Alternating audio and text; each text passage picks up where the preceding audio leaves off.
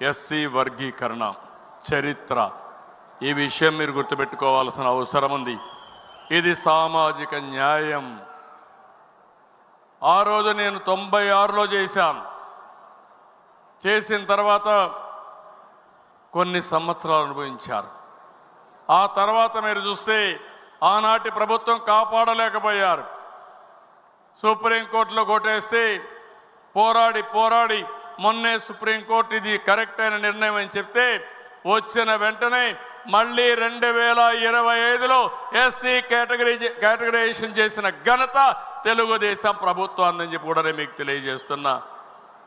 అదే మరిగా మైనారిటీస్కి కూడా ముస్లిం సోదరులకు హామీ ఇస్తున్నా. వక్ఫ్ బోర్డు ఆస్తులు కాపాడుతాం, మైనారిటీ సోదరులకు అండగా ఉంటాం. మౌజుములకి ఇమాములకి జీతాలు పెంచాం, రెగ్యులర్గా ఇస్తాం. అదే మరి ఇక్కడ హాజ్ హౌస్ను పూర్తి చేస్తాం, అమరావతిలో హాజ్ హౌస్ను పూర్తి చేస్తామని మైనారిటీ సోదరులందరికీ హామీ ఇస్తున్నా.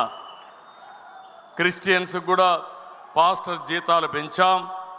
అదే మరి ల్యాండ్ టైటిలింగ్ యాక్ట్ రద్దు చేశాం. ఈ విధంగా మీరు చూసుకుంటే రేషన్ పంపిణీ విధానాన్ని కూడా సమీక్షించమని కోరారు. మనం ఎలక్షన్ మేనిఫెస్టోలో చెప్పాం, ఏవైతే వాహనాలు పెట్టి రీసైక్లింగ్ చేసే పరిస్థితి వచ్చారు, అందుకే దాన్ని కూడా రద్దు చేశామని చెప్పి కూడా నేను మీకు తెలియజేస్తున్నా.